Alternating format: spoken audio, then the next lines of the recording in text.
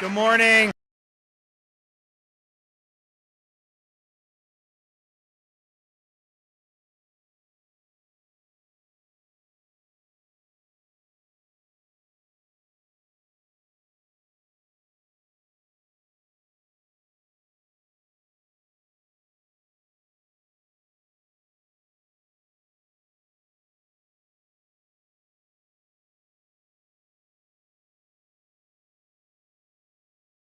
So there's a huge sense of relief that they were able to beat Alabama and look good doing it. And then you had Miami was a mild upset against Notre Dame. Notre Dame was sixth in the country, and they were able to do that. Obviously, everyone knew the Gators would win against Long Island. And then University of South Florida beat Boise State, which was ranked. I mean, they were in the top 20. So we'll see what happens with that. I think we'd all like to see. It's in the whole playoff era. Florida State made it that first playoff year. I mean, that's probably, 10 years ago now. And since then, not one Florida school has even made it, to the playoff. I know UCF a few years back. I guess that would have been BCS probably back then when they did undefeated. So we'll see what happens with that. But I thought it was a lot of fun. I know a lot of people are really happy with that. We are now in the height of hurricane season. It's been, I would say, relatively quiet. I think there have been some storms, fish storms. There is something that's being monitored. It's way too soon to know whether it's going to have any impact on Florida. A lot of the models have it being a fish storm, but it's too early for the models to be accurate. So we'll see. I will just say that September, as you get into September, this is kind of the height, certainly mid to late September, beginning of October, historically, about when you get storms. So just as a reminder, we've made permanent sales tax elimination on the disaster preparedness items. So if you haven't prepared, you have a chance to prepare. You don't necessarily want to wait till it's 100 miles offshore bearing towards Florida to go out and prepare, because then other people are doing that too, and you end up with lines and shortages and all this other stuff. So we're monitoring all this stuff.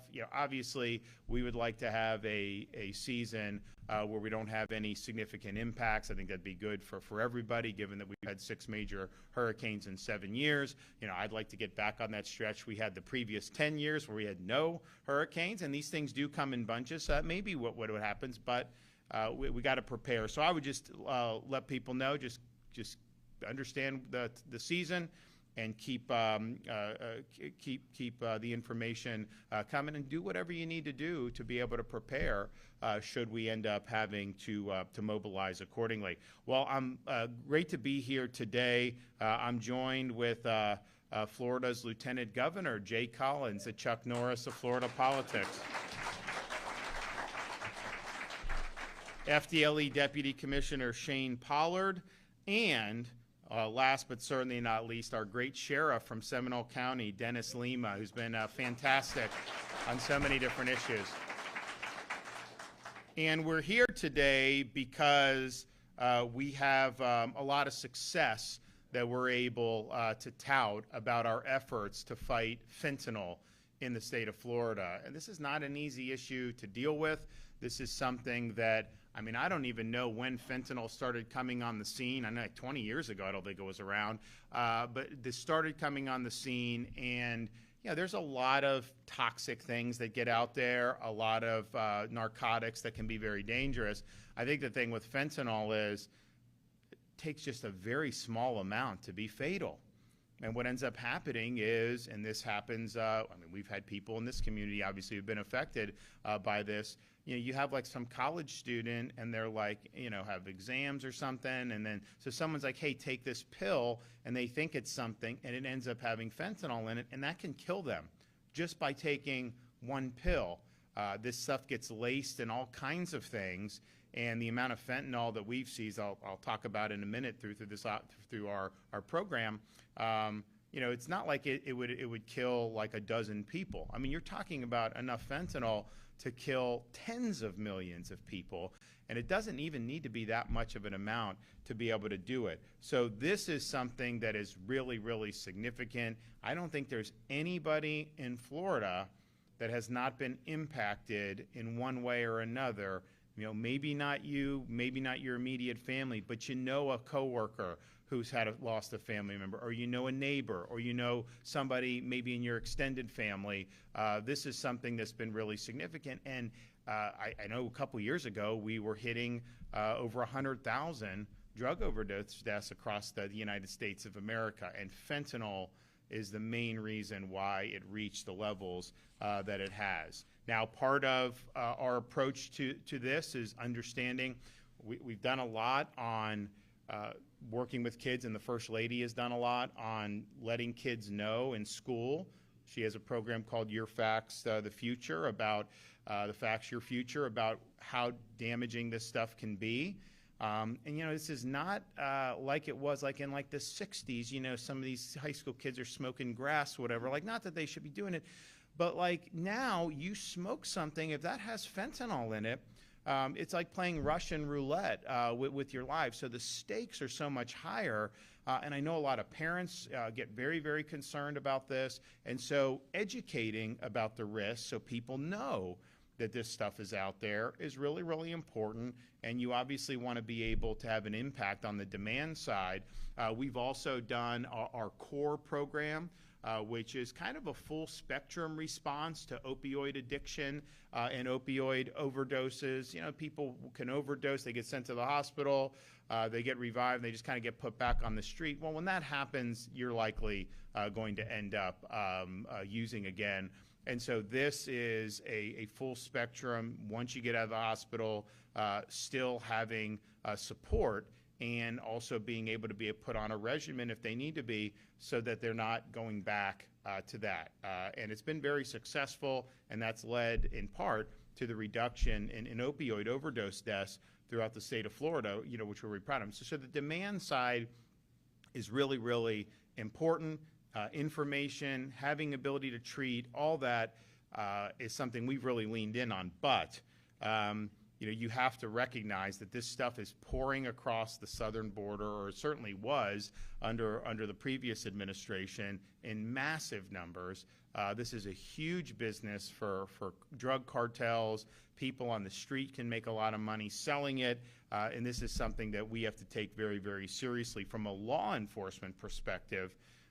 As we're working on blunting demand, as we're working on helping people who may be addicted, we got to throw the book at the people who are spewing this poison into our communities. And so in 2001, of course, I launched a number of emergency measures to help with the southern border that was happening in Texas, and they were able to do a lot of good work down there. And that was state law enforcement, state guard, National Guard, you name it. We also launched Operation Vigilant Sentry, which is our maritime operations to protect the peninsula of Florida from these vessels that come in, you know, illegally. And the Coast Guard has always been the one that's been in charge of that. Certainly at the time under the Biden administration, there was not enough Coast Guard assets to be able to stop all these vessels. And so we deployed more than 250 officers and soldiers from State Guard, Fish and Wildlife, Emergency Management, so that they could fill the gaps and stop these vessels. And over the years with Operation Vigilant Sentry, there have been, this is just state, so the feds have done as much or more likely with the Coast Guard, but just our Operation Vigilant Sentry interdicted 19,000 illegal aliens, almost 18,000 repatriated to their home country, and more than 470 total vessels that were interdicted. And a lot of times you have these vessels, they have narcotics on them. They have other types of contraband on them, and usually a bunch of military-age foreign men. Is that what you want in your community? Narcotics and contraband and these military? No, of course not. So being able to do the problem, though, with how all the immigration stuff, like if they get to the shore, what would happen is Biden would just release them, or he'd send them somewhere else in the interior of the country. So we really had to work on interdicting at sea. When you interdict at sea, you give them to the Coast Guard, they take them back. That's the practice. Honestly, I think if they show up in the Keys, you should take them and send them back. Like, why would we, act like that's such a different thing? But nevertheless, that's how the federal government has historically treated it. So these were really important operations, and I guarantee you, those operations have saved lives. There's no question that that has happened. Now, we also knew that we needed to do more to support our local law enforcement and continue working with our state law enforcement agencies. So in 2023, we established the State Assistance for Fentanyl Eradication Grant Program. We call it the SAFE program, which gives law enforcement funding needed to conduct large-scale drug interdiction operations across the state of Florida. This has allowed local law enforcement agencies to effectively fight against drug trafficking and to get hundreds of pounds of deadly drugs off the street. So here we are now, 2 years later, and honestly, I mean, maybe even a little less by the time this got signed into law and everything. So 2 years, roughly. The results have been incredible. To date, this is just through our SAFE investigations. Over 200, almost 200 SAFE investigations have led to 2,100 arrests, the seizure of 485 pounds of fentanyl, and over 63,000 fentanyl pills. So what does that mean? 486 pounds of fentanyl, 63,000 fentanyl pills. That is enough fentanyl to kill approximately 1/3 of the population of the United States of America. We have 340 million people, so that's well over 100 million people that could be killed by that amount of fentanyl. So that's really, really serious business. And it's not just fentanyl, 545 pounds of cocaine, over 300 pounds of meth, 4.6 million in drug cash, 730 in drug-related firearms, and then 76 drug vehicles have been seized as a result of the program. So these are major cartel-linked operations that are operating in Florida communities, and our law enforcement is putting a stop to it. And that was one of the reasons why when we talked about the southern border so much, I'd have the critics, like obviously media and whatever, why do you care about the southern border? You're not in the southern border. Well, first of all, as an American, I care about having a border in a sovereign country, and I know people in Florida care about that too. So that's just the threshold. But what was coming across the border was not just staying in El Paso or Laredo or McAllen, Texas. It was going all across the United States of America. They wouldn't be running those operations with the drugs unless they could get it out across the United States of America. And so we knew from individuals coming, the contraband, all this stuff, that this would have a major impact on the state of Florida. And so the SAFE program was one of our ways that we fought back. And so if you look at some of the results, they are really, really encouraging. So FDLE agents in Orlando, Jacksonville, and Fort Myers earlier this month arrested multiple suspects that were part of a drug trafficking ring connected to a Mexican drug cartel. Coordinated takedown of these dangerous individuals all on the same day in different parts of the state is testament to the work that FDLE is doing. Their operations span 4 different states. One of the suspects was an illegal alien from Mexico with a standing deportation order. FDLE special agents worked for months to become embedded in these drug rings, both in Florida and in other states, so that they could uncover these drug trafficking networks. Several agents have even been close to being killed after a few undercover drug deals went bad. And thankfully, they were able to keep their cover and see these traffickers arrested, including right here in Orlando. Earlier this month in Orlando, FDLE arrested a high-level cartel member selling fentanyl and meth. They were able to seize more than 4.4 pounds of fentanyl during the bust. That's enough. 4.4 pounds of fentanyl could kill 1 million people. FDLE Orlando also arrested an illegal alien from Colombia, a former Colombian paramilitary leader responsible for cocaine trafficking and who had admitted to committing 29 murders. What are we doing with these people in our country? Are you kidding me? In South Florida, FDLE dismantled a fentanyl-laced meth ring that used street dealers at motels to flood communities. And then just weeks ago in the Florida Panhandle, an illegal alien and Gulf cartel human smuggler, previously deported twice, was arrested by FDLE and sentenced after being caught smuggling other illegal aliens from Cuba, Honduras, Nicaragua, and Colombia into the U.S. across the southern border during the Biden administration. So FDLE has really been tip of the spear on this. We appreciate that. But you've also had these local sheriff's departments that have done amazing work. So right here in Orlando, FDLE worked with the Orange County Sheriff's Office. They launched a multi-jurisdictional investigation known as Operation Burn, Baby Burn, that broke up a drug trafficking organization importing fentanyl from Mexico and from California. 17 arrests made, 6 pounds of fentanyl seized, 4 pounds of cocaine, enough fentanyl to kill 1.3 million individuals. Jacksonville, Operation Jacob's Ladder took down a Gulf cartel pipeline, sending monthly truckloads worth millions of dollars of meth, fentanyl, cocaine into Northeast Florida.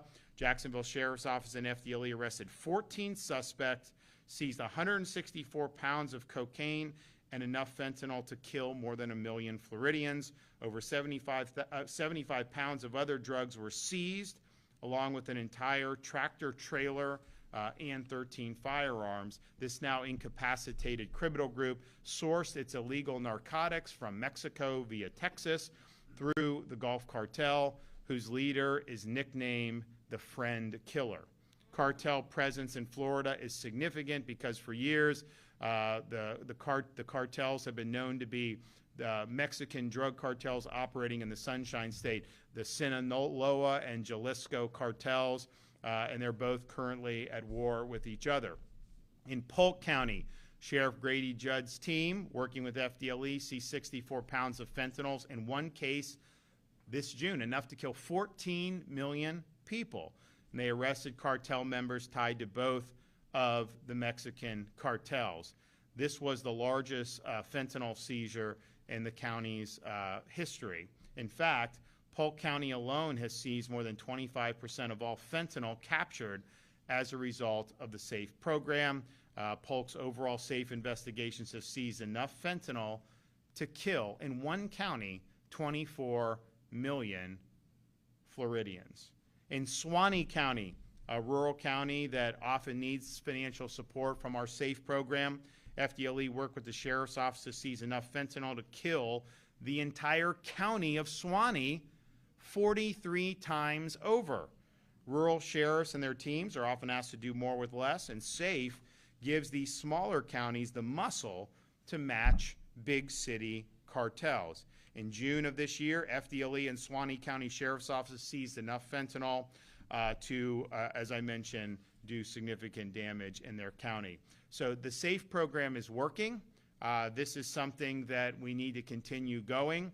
Last year, I recommended an additional $20 million so that we could keep our SAFE program operational. Now, the legislature did fund some of it, but not all of it. They funded $13 million, but this is something that absolutely deserves support in the next legislative session. So we have $7.7 million committed to active contracts. There's now about $5 million that are left for new contracts. Now, that may be enough to eke through the fiscal year, but it's not going to be enough to continue the momentum and continue to save lives. And so we will be recommending, when I roll out my budget later this year, additional funding for the SAFE program, and we will obviously work with the legislature to ensure that, and it's kind of rare where you fund something and then 2 years later you have significant deliverables. That's rare in government. Not as rare in Florida state government, but very rare throughout a lot of government. But these results are significant. These results have made our communities safer. These results have saved the lives of many Floridians. And so I want to thank everybody that's been involved in this. This is a success story. There's a lot more that needs to be done, and I know the cartels aren't just going to fold up tent just because Florida has really gotten tough. And it's not just the SAFE program. I mean, we've also have very strong laws in place, in Florida. When I became governor, they were pushing to repeal Florida's truth in sentencing law so that people would have let out a lot of felons, and they wanted to be more lenient on things like fentanyl crimes. I put the kibosh on that, and so we now have really stringent penalties. And what Sheriff Lima and others will do is appropriately is, if you're dealing fentanyl and you sell it to somebody or give it to somebody who ends up overdosing and dying, you can be charged and should be charged with homicide. And that's what they're doing, because these people know that what they're doing, is killing people. So I want to applaud everyone that's been involved in that. We got to keep the momentum going. We can't just sit here and say, that's these are great successes and then just move on to other things. There's a lot of our family members, particularly our young people. You can make a dumb decision now and then, but you'd like to think like, you make a dumb decision, you wake up the next morning, you kind of realize you made a dumb decision and then just do. But this is, you may not get a second chance if you're taking something that has this amount of fentanyl in it. So people's lives are hanging in the balance. Okay, we're going to hear from some of our other speakers. So, Jay Collins, I think a lot of you know him by now, but he was our senator from Tampa. He is a retired Green Beret. He served 23 years in the Army, has a very distinguished record in a lot of these elite special forces units. But interestingly, in the course of his military service, he ended up, losing one of his legs. And so he had a decision about, his future, and he decided that he'd be the first person in Army history to re-qualify as a Green Beret with a prosthetic leg. And he set out to do it, and he did it. Then he served another 5 years in Special Forces with that. As a senator, he's been strong on all the issues that so many Floridians care about, very strong against illegal immigration, all of our border policies. He's been right there supporting, very strong on combating fentanyl and supporting law enforcement. Also was the guy that got our bill enacted to ban the CCP from buying land in the state of Florida, which is something that we led the nation on.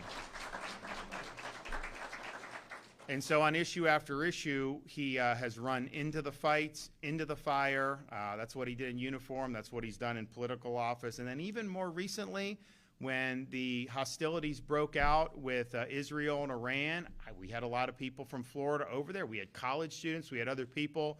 The airport was closed. They were, ballistic missiles were raining down. They asked for help. So the state of Florida, as we have been known to do, I authorized an emergency mission to exfil people from Israel and bring them back safely to the state of Florida. We ended up getting thousands of people out of Israel at that time to safety, and then we flew many of them from Cyprus back here. Jay was actually, he flew to Israel. He's on the ground, and he was personally rescuing people during that conflict while these Iranian ballistic missiles, were raining down. And, he served in Iraq, Afghanistan, all these places in his career. They didn't have those types of ballistic missiles. So that's like a new challenge, and yet he's there doing it. So I'm very excited to be able to watch him continue his work. And I want him to come up and say a few things right now about the fentanyl fight.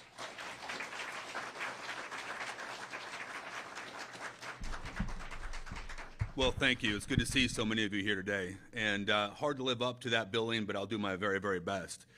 First off, I want to address our law enforcement. Thank you for what you do in the community. It's not just the kinetic side of the job. It's what you do as community leaders, as beacons in the community that often I don't think we talk about enough. It isn't that primary risk. It isn't that secondary risk. It's also the gravity and the weight of what you do daily. That toll is also on your family. So we owe you the time, the tools, the training necessary to complete your mission, but more importantly, complete your mission and go back home safely to your families, because your moms and dads, brothers and sisters, sons and daughters who have other responsibilities as well, and I can't thank you enough for what you do. So you heard the governor talk about some amazing stats. That is good government.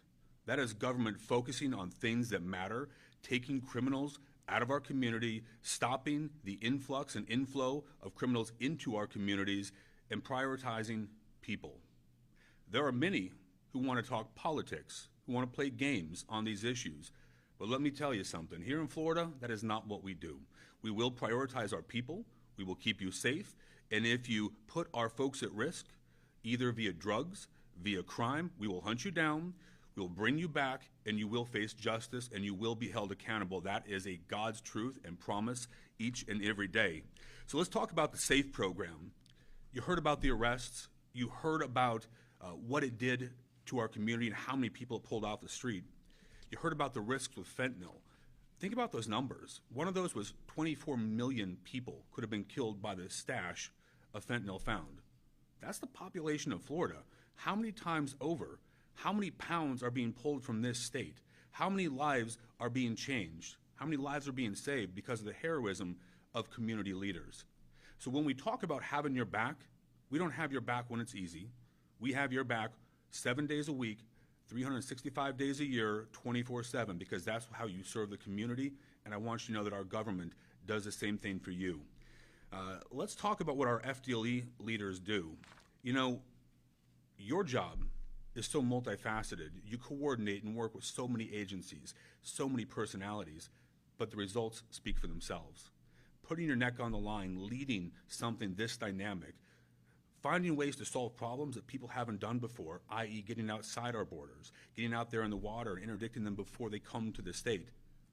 That's life-changing. That changes policy. That puts new perspective on an old mission. You know, it's a blessing to get to serve our governor, our state, our people, the way I do as lieutenant governor. But when I tell you politics wasn't the plan, y'all, I unequivocally mean that. I wanted to be on a boat in the Gulf fishing with my kids after 23 years as a Green Beret. But you know what matters? Leadership matters. Look at where we are as a state. Look at where we have come from to where we are, and our future is bright because people stood in the breach, protected you from things like this, stood up for the things that matter, and now we are an economic juggernaut, an educational juggernaut as a state, and people are coming here and fleeing states with liberal ideology. Recently, you saw that I had the opportunity to fly to California and bring back that individual who killed 3 people on our roads. You know, we were accused of that being performative, but let me explain something here. Leadership isn't sitting at a desk. Leadership is getting out here and addressing the issues, getting out there and dealing with the problem firsthand. Now, I don't know what many people thought, but I wasn't really sure what Gavin Newsom was going to do, how California was going to stand up. Do you think they espouse our values? How many lives have been lost because of Gavin Newsom's failed policies, his inability to stand up for the American citizen? We're done with that here in Florida. We don't do it that way. We will never do it that way, and we are not going back because each of you, your families, your lives matter, and that is what we're focusing on right now. So just to bring this thing in for a landing, guys, if you put people at risk, if you bring drugs across our border, if you stand up and you push back against our law enforcement, we have their back. They will find you. You will be held accountable, and you will go to jail and serve your time because we care about our people. We care about the rule of law, and Florida is the shining city within our nation. We are that state that leads. Remember, when America wins, Florida's leading. We are those people. We led from the front, and we will not go back. So thank you. God bless you, and God bless these United States.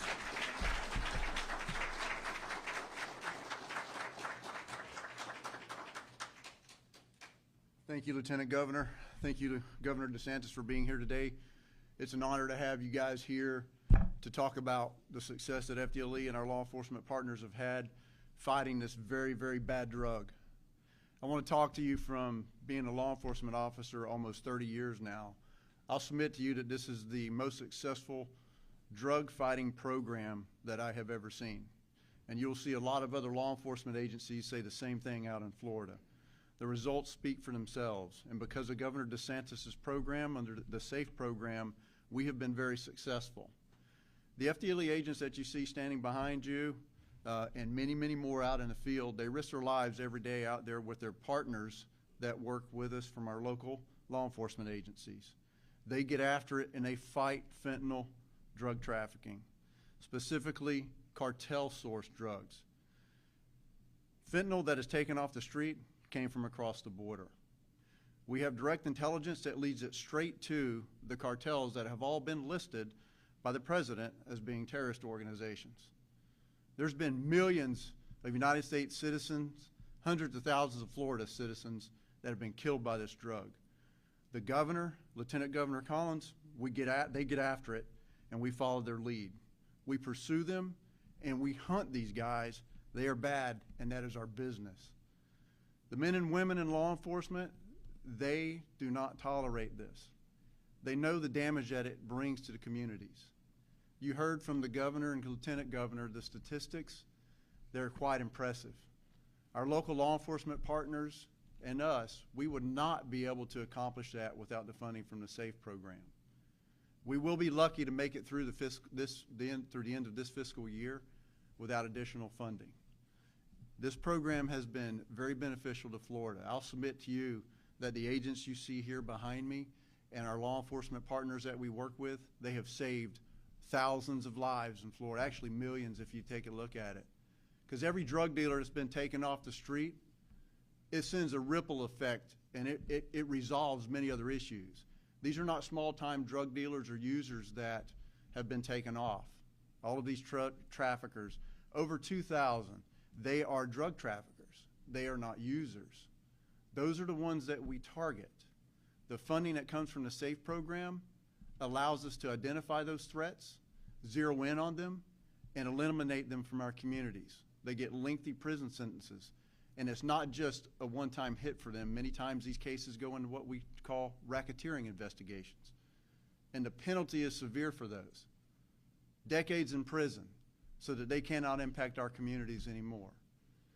And I'll close lastly by saying I want to thank Sheriff Lima, and I want to thank Sheriff Judd, Sheriff Chad Chronister, and many, many more of our law enforcement partners. It'd take me a bit to name them all, for the fantastic work that they do out there for Florida every day. These guys, they really get after it, and it's an honor to work with them. And I'll close by saying it's a highly motivating thing whenever you have your state leaders come in to where you're at and speak about the success of our results. Thank you very much, gentlemen. I'll turn it over to you, sir. Okay, Sheriff.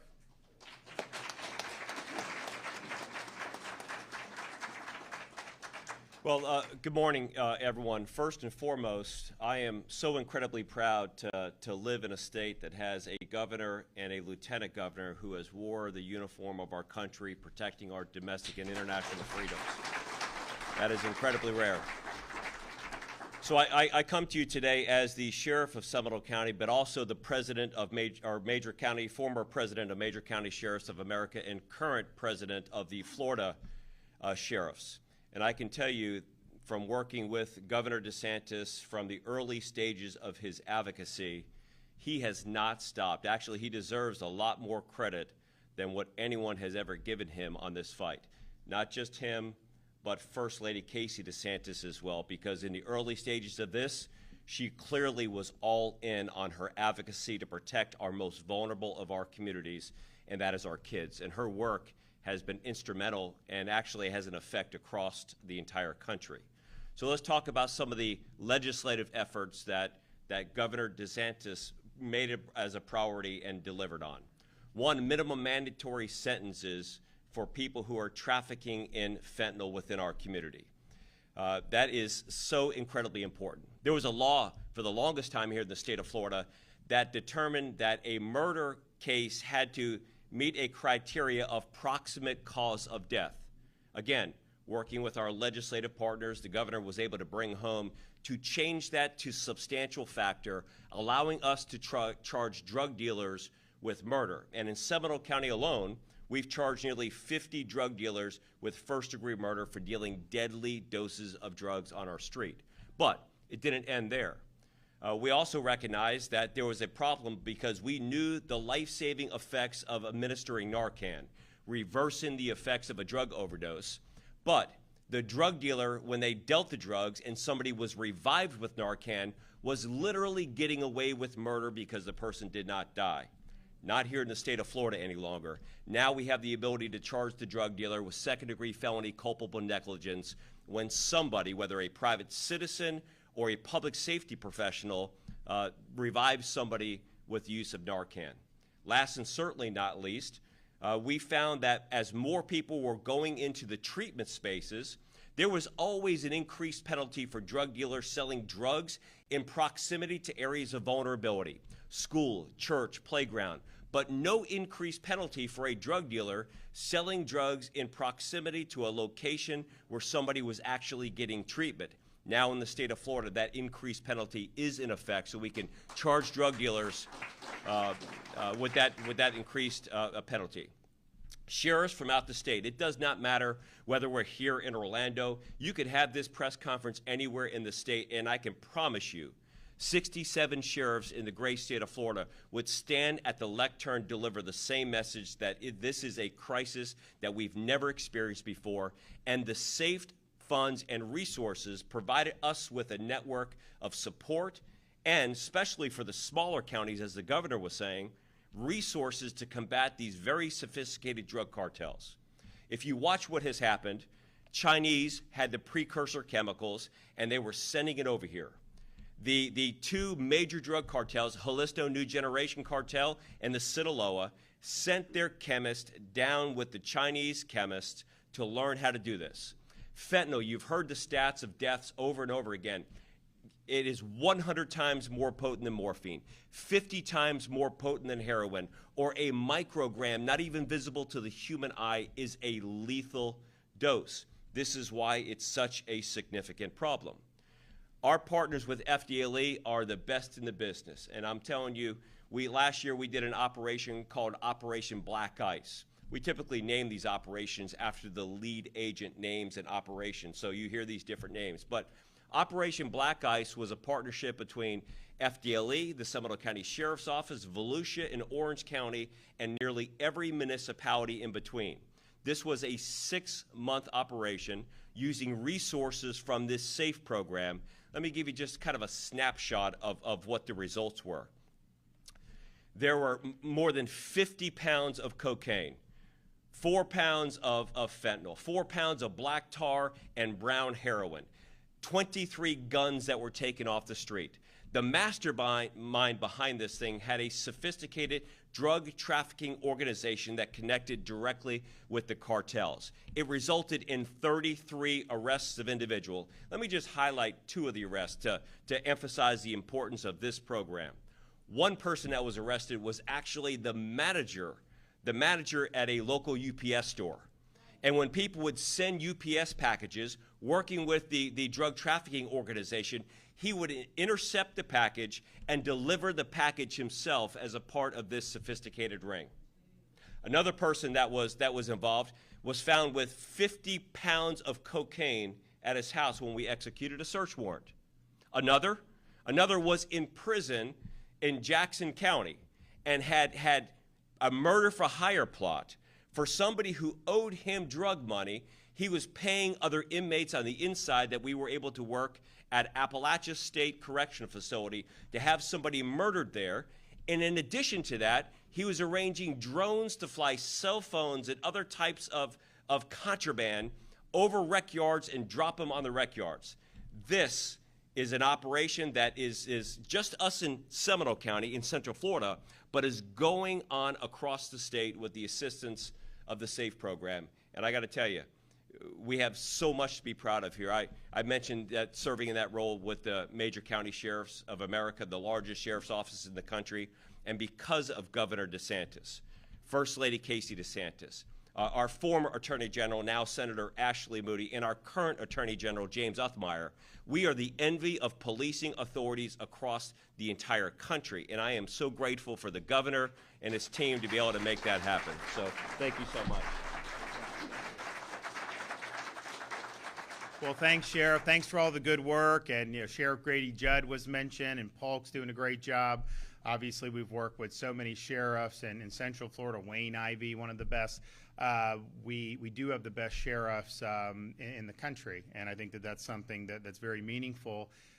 And I know that we've developed a very strong relationship across the country amongst the law enforcement community. Because we're doing it right. And anywhere I go, people will say that. In fact, I remember I was out in Southern California a year or two ago and meet one of the local police chiefs in a very nice community. And he's like, and I'm like, how you doing? He's like, I'm doing great, Governor, but all my police officers want to move to Florida now because of what you guys are doing. And we do give you a $5,000 signing bonus, but it really isn't that as much as it's just they want to be in a culture that is putting public safety at the forefront, that isn't indulging in any of these ideological escapades where, you know, releasing people from prison is somehow going to make everybody safer, or not prosecuting criminals and let them commit all these crimes. Like, those are those approaches have tried. They're busts. They've really destroyed and hollowed out some of our previously great American cities, and so we're obviously not letting that happen in Florida. And with respect to the fentanyl, having strong penalties matters. And I'm not, you know, saying that we're gonna get to a point where no one will ever want to come here and sell this stuff, because obviously, yeah, they're taking a risk. They can make a lot of money, and so they're willing to take the risk. But I do think there's something to be said for being tough and deterring.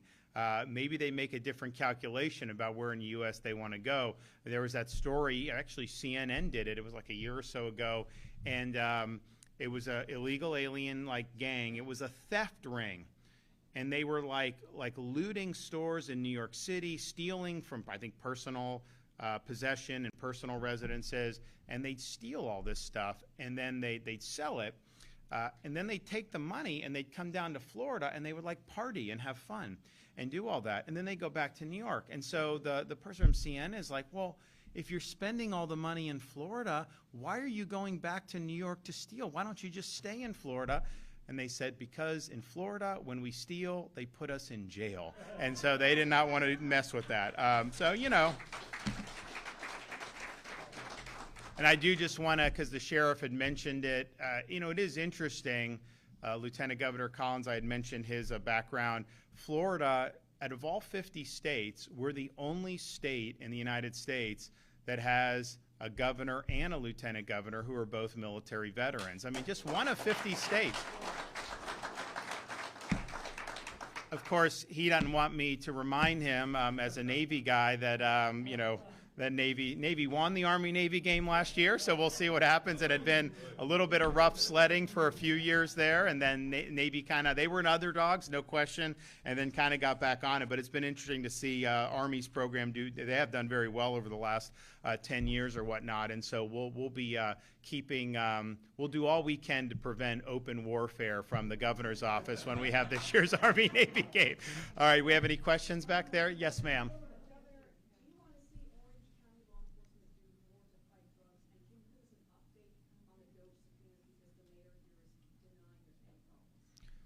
So a couple things. So I would draw a distinction between rank and file law enforcement and the law enforcement agencies in Orange County and the state attorney in Orange County. She obviously is not gung-ho about doing what needs to be done. And, you know, we've obviously held her accountable in the past. She's back. And so, you know, we have to see. But I think that they are on law enforcement rank and file. I think a lot of those folks are working really hard. You know, the reality is it takes two to tango on this. You could have the best policing in the world if you don't have a prosecutor who's really going to be strong on bringing these. Like, for example, Sheriff, how many homicide cases have you guys had with the fentanyl? Just shy of 50. Just shy of 50.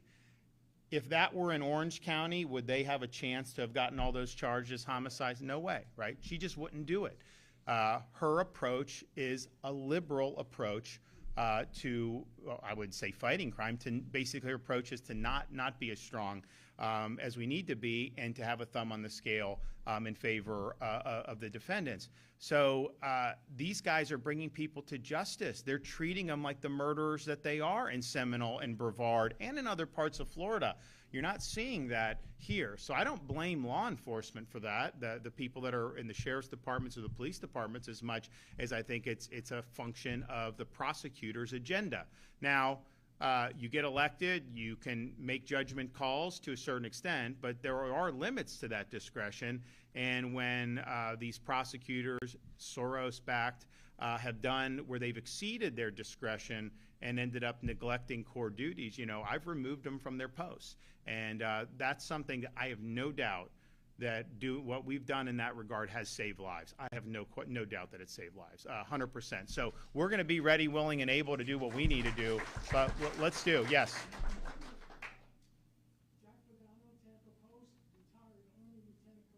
All right. Hooah.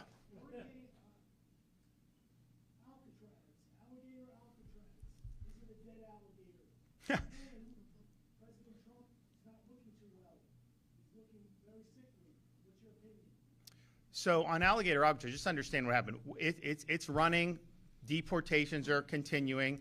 You had a very partisan judge that issued a ruling saying that that DHS couldn't send any more there until, whatever. So they appealed. We're doing that. So DHS hasn't sent more, but all that stay stuff, that's happening right now. We stand ready, willing, and able to accept who DHS sends. Remember, our role at the state, we don't conduct the actual deportations. We process, stage, and then DHS takes them away. And because we've had alligator Alcatraz, you've had thousands and thousands of deportations that might not otherwise have happened because they didn't have enough room to be able to do it. So we're ultimately going to win that fight. Now, I also announced that we had demand even beyond alligator Alcatraz, and so we have this deportation depot up in Northeast Florida, Baker County, right next door to Jacksonville. So that'll be able to hold another 1,000 to 1,500. Now, one of the reasons why we did alligator Alcatraz is because that's an airport down there. And so they built the temporary facilities with federal reimbursement. I mean, I hear people say, oh, Florida is out this money. No, we spent money and we will get reimbursed. And getting illegals out, that saved you money because they are costly if they go to the medical care or all this other stuff. But we're getting reimbursed for all that stuff. So Florida will clearly benefit from a taxpayer perspective. I don't think there's any question about that, given all that's said and done. But there's the runway right there. So you go a couple thousand feet and DHS can pick them up and go. So that was why it was really attractive from an efficiency perspective. Baker County is not far from the Lake City Airport. It's just going to require loading people and driving. It's like maybe 10 minutes down the road, and then they can be flown out of Lake City. So that will happen.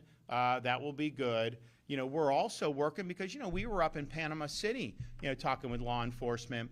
And, you're in the Panhandle, sending to alligator Alcatraz, that's a long way. Even sending to the deportation depot in North Florida, that could be 3 to 5 hours depending on where you are in the Panhandle. And so, they were like, is there a way we can get a facility that's going to be closer to us? And so we said yes. So we're actually in the process of figuring out how we can set up a Panhandle pokey. And we're going to have that in the Panhandle. And so the mission continues. And so I think like some of the report act like, oh, well, DHS isn't sending any more there, therefore, no. DHS hasn't sent us any more since that judge ruled. But this week, we're applying to have that decision stayed. Here's what they did, this is so outrageous. So this is a Collier-Dade airport, and it's actually located in Collier County. Dade does run it, but it's actually in Collier. So it's kind of, we're the uninhabited part of southern Florida. And so you have that there. It's been there for decades. So we said, we had been working with the feds on all the immigration stuff. We have all these 287G. We've done more to facilitate the president's agenda on this than any other state by far. But the one thing they kept saying is, look, we don't have enough DHS facilities to stage and to process before they're sent back to their home countries. And it's not as simple as just, hey, you go, like there is a process, like they are getting due process. Now, some of these people have already had due process. They've already ordered to be removed, and yet they still haven't followed that order. So it may vary depending, but the bottom line is you do need something. So that's why they said, is there a way you can expand capacity? Well, Sheriff Lima, they've got criminals, normal criminals they've got to deal with. Like, we can't say, like, oh, the local jails should just have to do this. Now, they have done it to a certain extent, but there's definitely a limit to that. Our state prisons, we have people get convicted, go to state prison. And so we're like, okay, we'll work to do it. So we did the one at Dade Collier Airport, Alligator Alcatraz, because you have the runway right there. And it was our view, once they were there, they weren't going to escape, and then they could be flown out. And I think that has actually worked very well. And they have picked up the pace of deportations. So people sued, and they said, Oh, no, you can't do that. Why? You didn't do an environmental impact statement. That's what it was. That was the crux of the suit. Now, the state, we don't have to do a federal environmental impact statement when we're doing business on our own property. Like, we don't have to do it. It's not a requirement. The federal government does have to do it when they're doing certain things, and that is law, and I think it gets abused, but it is the law. So, you know, we didn't do it because we're not required to do it. What the judge said was, well, since you're doing this to help the feds, it really is a federal facility, and therefore they didn't do the environmental impact statement. So even if somehow we don't get a stay, you know, DHS, they can generate an impact statement. The impact is negligible because it's all self-contained on the existing airport footprint. We're not doing sewage or any of that. They truck the waste out. They bring all this in. We obviously weren't going to do anything that was going to undercut all the stuff I've done for Everglades restoration. And so that was all buttoned up. So that's what the judge, oh, you didn't do that. The federal government is really running it, even though they're not. Therefore, they had to do it. So I do think we're going to win that fight, and I think that we'll have that. But we're also going to have deportation depot.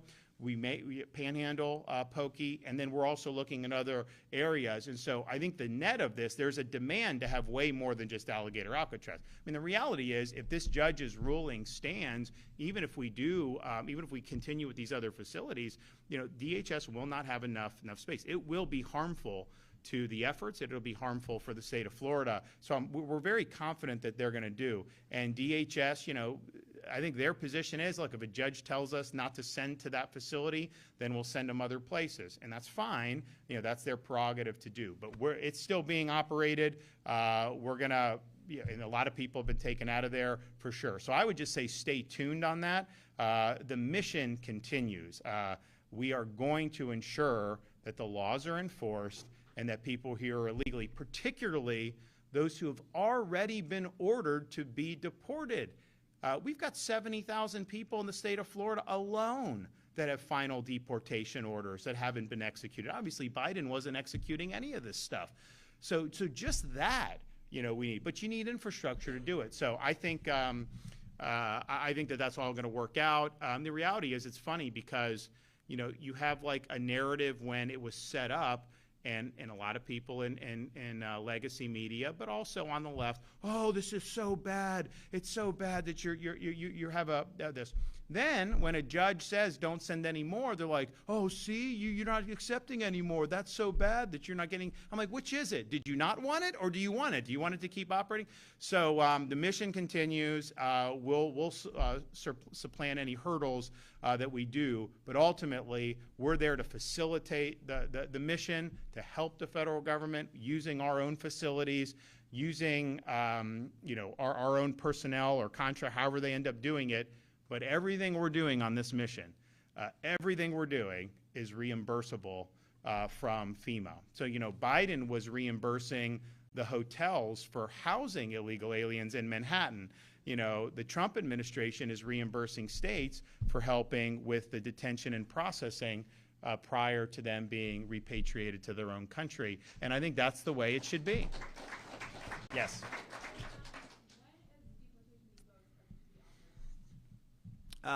We will, it is momentarily. We will have an announcement on that maybe pretty soon. You know, we may, you'll find out pretty soon, I think. I mean, we said it would, the runway we said when I announced it is basically the timeline that we'll be on. Yes.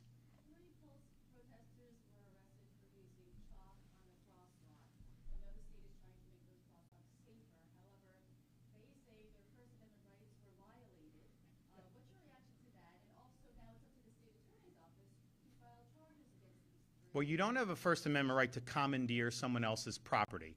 You have a First Amendment right to paint your own property and knock yourself out if that's what you want to do. But when you have a state crosswalk or a state road, the law in the state of Florida is now that there's not markings or that's not going to be used for those purposes. FDOT issued a memo to explain that a couple months ago. Everybody's been on notice about that. But, you know, this is kind of an instructive civics lesson here.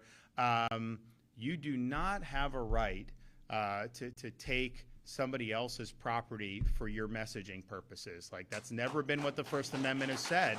And, you know, we just got to be clear on that. And I'd also say, you know, I've approved a lot of money for a Pulse Memorial. Where is it? Why haven't they gotten that done? A lot of money has been frittered away over the years. I think I'm certainly supportive of an actual fitting memorial for people that were murdered that day. One of the most horrific mass killings in American history. Yeah, I've approved a lot of money for that over the years. But that's not for some crosswalk. That's not to do those other things that are different from state law. So look, what I will say is this: most places in Florida, 95%, and there were other things that were marking before this bill went in. We had Blue Lives Matter, which, you know, I've been supportive of that. But, you know, we're not going to use our roads for that, right? And so hang up a flag, do what you want on your building, your house, however you want to do it. But we're not going to be doing that on our state roadways. And I think this is the best policy. I think it's just, you know, some of the stuff that was going on, you know, over the last couple years, it's just, it's too much to have this. And then what will happen is it creates safety hazards. One, people just seeing it, but then you have some people who may disagree with the message, and then they're incentivized to try to like peel out or something. Now they get held, but it's just, why are we even, you know, going down this road? So we are going to make sure that, you know, that law is enforced in an even-handed way. I don't care what your message is. Use it by yourself. You can say it. You can project it how you want on your property. You can do all the things that we've always been able to do, but just don't use other people's property to do it. Well, yeah, look, I mean, I'm under no illusions about the state attorney from Osceola and Orange County. I mean, I think it's likely going to be political decisions. I get that. I understand that. But the reality is our role from the FDOT's perspective, Florida Department of Transportation, is to make sure the roads remain clean. Make sure that the roads remain clear of this. We're not going to say, you know, well, you know, this community, that community can do it, but not you, not you. No, we're just going to say the roads aren't going to be used for those purposes. Now, there's Delray Beach, I think, has a hearing in Orlando today. I think Key West is tomorrow in front of FDOT. They have basically taken the position, even though the law is what it is, even though FDOT has issued guidance, that they should just be able to be a law unto themselves and do whatever they want. And look, you know, that's not the way this system of government operates. Like, we have elections, people get elected, they pass legislation. I, as governor, sign this into law. So not only do I have a right to make sure that it's enforced, I have a duty to do it. And I took an oath to discharge the office and to do all that. So they just decide they don't like the law. They want to do what they want to do. That just isn't going to fly. It is not going to fly. So eventually FDOT will be able to correct it in Delray and correct it in Key West. But I would note, a lot of other places had stuff, and once they were apprised of the new policy, they were like, fine. And they basically said, yeah, if that's the law, that's the law. So it's only in certain areas where you've had folks think that they shouldn't abide by it. But most of the places in Florida have understood that. And that's with messaging that, you know, probably a lot of people in this room would be supportive of. That is not allowed either, because we're just saying that's not what the roads are for. Yes? It's not political at all. I mean, the reality is, we were here with Blaise Ngolia, the chief financial officer, who's doing a fantastic job. I mean, he is a bulldog when it comes to standing up for taxpayers. And isn't that what you want in a chief financial officer? We want to highlight the growth of these local government budgets. We have people that will come to us and say they're getting pinched by property taxes because their homes are being valued for more than what it was. And by the way, what goes up goes down. I mean, what was your home valued at in 2006 compared to 2010? You remember that period? Probably worth more in 2006 than it was in 2010 in almost every instance, I would imagine, given what happened with the market. So these things go up and down. So folks come, and then, you know, I have to usually remind folks, your property taxes are local. They're under Florida's Constitution. The millage, all that is set by these local taxing authorities. The money goes to them. and then they use it. We don't rely on property tax revenue at the state level. You know, we have sales tax, we have some other things. We just got rid of the business rent tax, eliminated that tax, and we've eliminated other taxes. And we're happy to do it. And we're one of the lowest taxes state in the country. Certainly on a per capita basis, we're probably the lowest. So you have that. So we are at a position where we want to be able to help with property tax. But it's not something I can just ask the legislature, hey, cut the millage, do this, do that, because they don't have constitutional authority to do the local taxes. That is your counties and your cities. So what we're going to do is we're going to place a question on the ballot that is going to allow Floridians to be able to vote themselves relief from property tax. And as I said, my vision is, you know, if you own your home, to truly own it, you have to own it free and clear of the government. You shouldn't have to pay rent to the government. And, you know, there'll be like, you know, people that are, you know, buying investment properties, like, fine, like, that's different. There's differences, but your personal home, you know, we really believe should not be subject to tax. It's an unrealized gain. And I'm just one that's like, you know, if you tax me at point of sale, like I buy a car and I pay a sales tax on it, but like for me to then just, you know, pay a tax on the value every now, cars usually when you drive them off the lot go down. Now during COVID, the cars actually went up in value. You'd buy a car, there was such a shortage that you could drive it off the lot and then you could even flip it for $5,000–$10,000 profit because there was such a rush to buy vehicles. But that's our vision. So. And of course, so what do people say? Oh, that can't be done. You can't do that. And my question is why can't it be done? Look, the first place we went to with these audits was Broward County, Florida. They got 1.9 million people. They've had no net population growth over the last 5 years. Their budget's increased 60%. So the question is okay, why is it increased 60%? That's the whole reason that we're doing the DOGE, and we're also doing it on state agencies and our state universities. And we're looking at a whole host of things, not just spending. We're also looking at some policies of universities, and we're looking at how certain things are done in practice.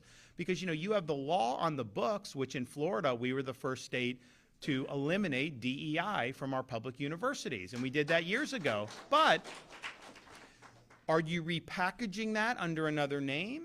Is that being smuggled into lower levels of the university? So we're looking at all that stuff, and we're looking at ways state agencies can do better. Although I do point out, if you look, the budget that we're under right now in Florida is spending less than last year's budget, and last year's budget spent less than the year before. I don't think there's many places that are actually reducing spending while still doing major things like teacher salary increases, moving Florida forward. I mean, our I-4 stuff we're doing has already made a big impact. We're going to do a lot more there, billions, and we're proud of doing that. But we're doing it on a budget. But yet even, so I could say, you know, since I've been governor, we've retired almost half of the state's taxpayer-supported debt for all its history. We're the second lowest per capita spending in the country. New York has 3 million, 4 million fewer residents. Their budget's twice as much as ours. You know, we don't need to be, no, you can always do better. So that's our view on that. But on the local governments, people are getting pinched by property taxes, and you're getting pinched to fund budgets that have greatly expanded. So the question is there room to be able to give you the property tax relief you want while pulling back some of the bloat that's happened over these last 4 or 5 years? And so the DOGE efforts are really, one, standing up for taxpayers, but two, letting people have the information about where their money's going when they're having to pay property tax every year. What is that going towards? And do you want to change that relationship you have with these local governments so that they can't keep picking your pocket, you know, just for living in your own home? So that's what's good. That's it's not political or partisan. It's something that I think has a lot of interest across party lines, because it isn't like if you're one party or the other that you're happy that your property taxes have gone up. I don't think anybody's happy with that, especially when they haven't realized the gain. Like, it's one thing if you sell your house, you get a new one, and you have a different tax basis, maybe it's taxed more. People are just living in their home, and they're having to pay more taxes even when the millage rate isn't increased because the assessments, oh, your property's worth 200,000, 300,000 more, 400,000 more. And it's like, man, and here's the thing, you will get assessed higher. I don't know how aggressive they are at assessing you lower when the market goes down. That's, I don't know. Like maybe some do. I know we've got some property appraisers who are probably pretty stand up around the state, but the reality is it's usually a one-way ratchet. So that's what that's what we're moving towards. Blaze is really doing a great job. And the fact of the matter is Orange County was not cooperative. He has the authority, and then the state also has additional authority with the most recent budget. So when you have people reading off a prepared script and not willing to answer questions, as a taxpayer, is that acceptable to you? No, of course not. So this is something that I think is important. I think compliance is obviously required under the law, and I expect to see that. But I think Blaze has been good. He's been very hard on Manatee County, which is a very red county. I mean, I'd have to look at the election results. I mean, when I was running, I think we won it by like 30 points. It is not a liberal county by any stretch. He's also looked at like places in the Panhandle and elsewhere. So it isn't just the blue dots like Orlando and Orange County and Broward. Those are included. Gainesville's included too. I mean, they've got a lot of issues. But it really is across the board for all taxpayers. So I'm proud of what Blaze Ngoli is doing. I think we need somebody in that position that's going to be very aggressive at being an advocate for the taxpayers. And I think you're going to see that there's a lot of this, because you think about it, if you're elected to one of these boards, commissioners, you're there, and then especially during COVID, it's like, okay, the whole world comes to Florida, right? People move to Florida. Some people just vacationed in Florida. Some people just wanted to get away from the insanity elsewhere. So what happens is your coffers swell. So they're getting, property values are going up. People are buying homes, a lot of times sight unseen. You go back to like 2021, 22, people were buying homes without even seeing them. They'd be on the market and like an hour later it'd be sold. That was happening frequently in Florida. And so you had this rush, and then they're buying homes and the values are going up and the prices are going up. And that means more money is flowing into these coffers. And so how many of the local governments responded by doing really significant property tax reductions? Not very many did that. They basically spent the money. And there's also other things about, do they put money away? What do they have here? All this other stuff. So people deserve the truth on this, and I think that the audits that Blaze are leading, we've called it the Florida Agency for Fiscal Oversight, our FAFO audits, and I think it's something that's really, really good for the people of the state of Florida. But you got to stand with taxpayers. I mean, we're the free state of Florida because we respect taxpayers. We do that at the state level more than anywhere, but we need to do it at the local level as well.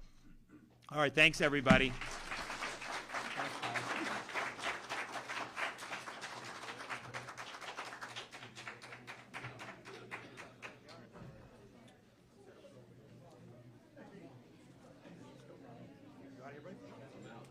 What's up, brother? What's going on with you?